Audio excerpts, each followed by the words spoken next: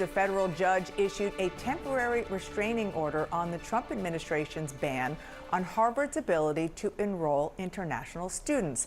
Now, that ban would impact nearly a quarter of the student body at Harvard. The administration says it's because of Harvard's handling of anti-Semitism on campus and that enrolling international students is a privilege, not a right. Harvard calls it, quote, clear retaliation for refusing to bow to the White House demands. I want to turn to CNN senior legal analyst Ellie Honig, who is going to explain in English what exactly this means. First of all, what we just heard from the judge, and broadly, what the actual case you think both the administration and Harvard have here.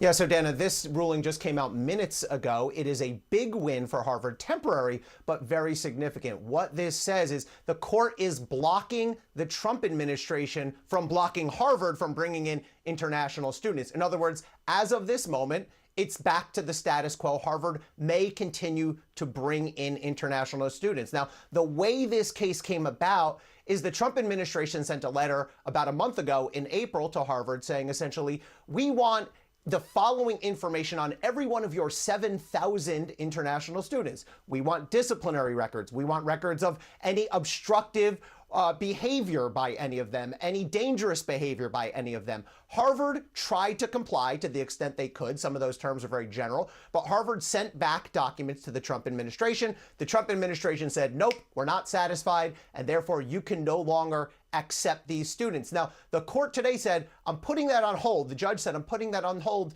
because to block these international students would cause irreparable harm, both to the students, some of whom are currently enrolled at Harvard. Suddenly their status was in question. Can they go back? Can they attend the summer semester? And to Harvard itself, which, as you said, about a quarter of its entire student body are these international students. So for the moment, Harvard is free to continue admitting these students, but the larger issue still has to play out in the courts. And Ellie, what legal basis does the Trump administration have for its actions here? So it's not exactly clear to me. It seems like the Trump administration's legal position here is we're the executive branch. We control these student visa programs, F1 and J1 student visa programs. And if we want to revoke them, we can revoke them. And by the way, we're doing this all to prevent anti-Semitism on campus. However, Harvard's response to that in their brief that they put in yesterday is, first of all, it violates our First Amendment rights. It's not up to the government, the federal government, to micromanage speech and ideology on campus. And then Harvard's second argument is, even if the administration had the right to do this, they have to comply with something called the Administrative Procedures Act, basically saying they have to go through a process. We're entitled to a hearing, we're entitled to an appeal, and none of that has been done yet. And I think that's part of the reason we saw today's ruling as well. It seems to me on the face of it, Harvard has a much stronger legal argument. Ellie, thank you so much for helping break that down for us. Appreciate it. Good to see you. And here at the table, I'm joined by an amazing group of reporters today. CNN's Jamie Gengel, Zolan Kano-Youngs of the New York Times, CNN's Elena Treen, and Tia Mitchell of the Atlanta Journal-Constitution. Happy Friday, everybody. Friday of a holiday weekend. Jamie, put this in perspective. So, as Ellie said, this is a big win for Harvard, but there is still uncertainty about how this is going to play out. Imagine if you're a student and you're wondering, will I really be able to go to class in the fall? It's also not just international students at Harvard who are panicked about this. Every university is watching this. Every business is watching this, wondering, are we next? And just big picture, this is, we were discussing this earlier, this is a real problem for our country right now because we are seeing this throughout. We're seeing it at law firms. We're seeing it at universities. We're seeing, Tim Cook at Apple was told you're going to get a 25% tariff. Both Democrats and Republicans have said to me, this is what authoritarian capture looks like. And so what the administration is sort of going in with and what they started to go in with at other schools, but Harvard in particular, has been you didn't handle the very raw, very real anti-Semitism that made Jewish students feel uncomfortable and unsafe for a long time, particularly after October 7th. Well, and so we are going to punish you. What the administration did with their threats is went far beyond anti-Semitism. And they made demands from Harvard that were based on political ideology, having really nothing to do with anti-Semitism. And that's one of the things that Larry Summers, who has had a lot of jobs, Treasury Secretary, but he was also the president of Harvard for a while. Here's what he said this morning on CNN. This is extortion. It's a vendetta using all powers of the government because of a political argument with Harvard. I've often been critical of Harvard on aspects relating to identity politics, anti-Semitism, and much more. But that's not what this is about. This is about a vicious attack to pursue a personal agenda. Someone? Well, you're right. I mean, there's the conversation about how universities handled protests on campus over the past year, right? But what we've seen is now I believe there's 8 different investigations from the federal government into Harvard right now. We've seen the administration not just talk about their handling of anti-Semitism, but also talk about who universities are hiring, different levels of including diversity into the students that you're admitting and the people that you're hiring. There are those in the administration even before these campus protests. I remember this from Trump round 1.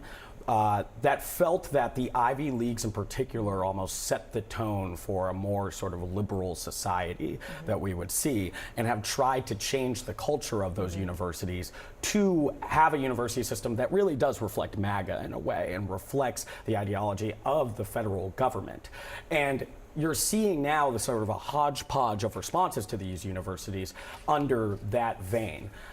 Here also, you mentioned all the people, you know, companies and what have you that are responding just to this response when it comes to international students. I would add one more, and that's other nations as well.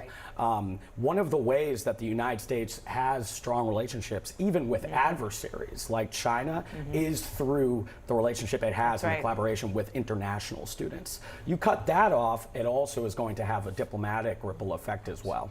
You know, I'm so glad you brought that up, because I was just reading an op-ed that Jason Furman, who also is an economics, is an economist and an expert, and who worked for Democrats, but also went to Harvard and is now a Harvard professor. He wrote about exactly that, about the fact that there has been untold benefit. It's almost impossible to calculate how much the benefit that the U.S. has had historically in bringing over international students, and then, of course, sending international students abroad.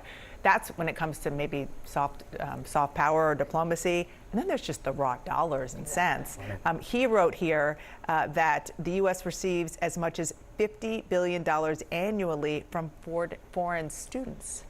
No, I mean, it's also something that we've learned, and you've seen this in some of the reporting today, that some of the money from these foreign students, from these international students, helps pay for the financial aid for domestic students. Yeah. So there's definitely an economic question here. I think your point, Zolan, about why the Trump administration is doing this and looking more broadly at not just what they're doing with this lawsuit, but also other things that they've done. It's very clear that this is a cultural issue for the Trump administration and for the White House. And you have a lot of people in the White House who believe that Harvard and these other Ivy League institutions are not preaching or they're preaching and they're practicing things that they shouldn't be. It's similar to what we've seen with them try to do in public schools about trying to change what the curriculums are. They believe that they are too woke and that they need to take actions against them. And we saw them do this. This was related to some of the diversity practices that Zolan was talking about, try to, you know, propose revoking their tax-exempt status. I mean, that is a sign of retribution, and people inside the White House acknowledge that. Well, yeah, so there's retribution, which we're going to talk about in 1 second. And then there's the idea that they feel that they have a mandate because the president campaigned on a lot of these issues. Maybe not, you know, kicking out foreign students at Harvard, but what he calls the woke agenda. I mean, that was a big part of what we heard over and over and over from him. And he won the election. So in his mind and in the mind of the people who work for him, they think that this is the way to go. Again, just back on the economics of this, according to Axios, U.S. startups valued at $1 billion or more 44% are founded or co-founded by immigrants. I don't have the data, but I believe that here you go, around 24 founded or co-founded by international students, specifically from Harvard. And I would imagine a lot of those 44% that co-founded these startups beyond Harvard were educated in the United States. I mean, President Trump doesn't have to look far. His main advisor, Elon Musk, is a very successful American businessman who's an immigrant, right? And so I think, yes, this is about punishing students in universities, but I really think this is also part of Trump trying to reshape the American government system, reshape what we currently consider America's democracy. And we know that one way authoritarian leaders do so is by attacking free thought, free speech, and attacking facts. And we've seen him do that in how he is going after, the academy, our higher education system, among other institutions in America.